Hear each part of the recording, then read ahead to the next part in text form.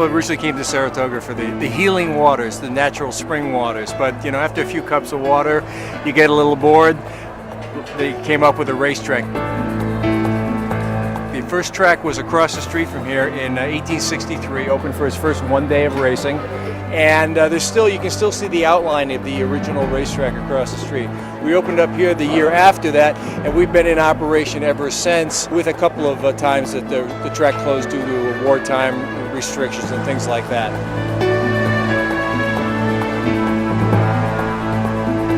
It's full of tradition here at Saratoga, and it's a modern racetrack as well. You see it pretty well side by side here. We've got the up-to-date TV screens, the electronic information boards, and right next to it that old guillotine-looking thing, which is how they posted the changes, you know, jockey change, a horse's scratch. That's how they did it back in 1920. Even though we don't need to do it that way anymore, we stick with tradition. We keep the modern and the ancient side by side here at Saratoga.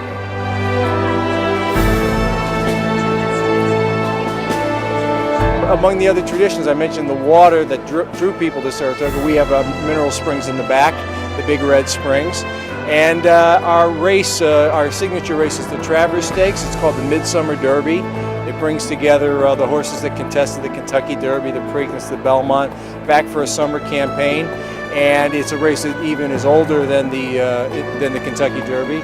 And one of our traditions is the Travers Canoe.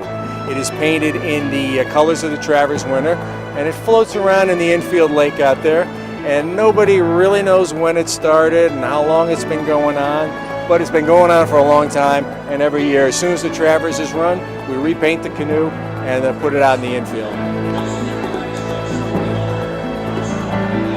Well, this is a key spot in the racetrack. We're right on the finish line, and it is the winner's circle, and actually, until just a couple of years ago, the winner's circle was only a chalk outline of a circle actually on the racetrack. A lot of people ruin their shoes heading out to the winner's circle, and particularly on a muddy day. So we modernized things just a bit by creating this winner's circle area. Still, though, I think pretty much keeping in tradition.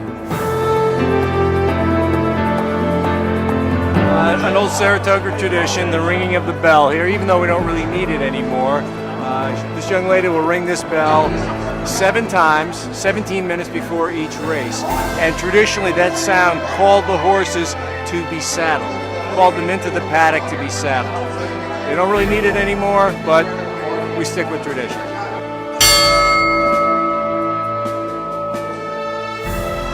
So the bell, 17 minutes, that starts to trigger a scenario where the jockeys come out, the trainers get their horses ready. So the paddock judge yells, riders up. The horses get ready, the jock climbs aboard, they head out to the track at about 10 minutes to post.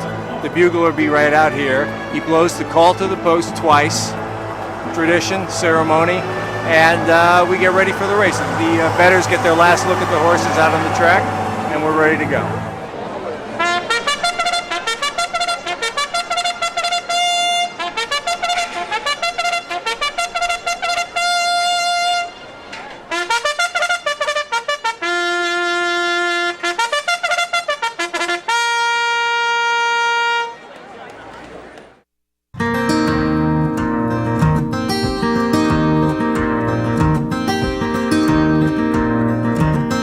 This is a Gulch filly.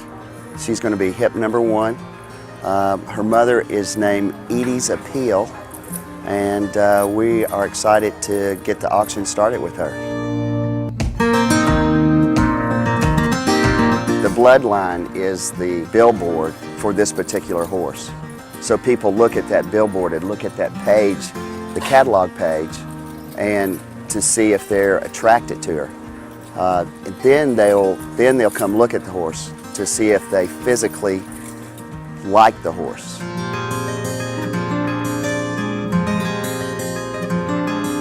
One thing about the physical nature of a horse is you want a horse that's balanced, that's athletic, and she has those qualities. See how her back foot lands way in front of where her front foot was? That's called an overreach. Her ability to overreach will be a further indication of her ability to run. Horses that walk well, most times can run well. And that's what we're trying to do here, is find the horses that can run well.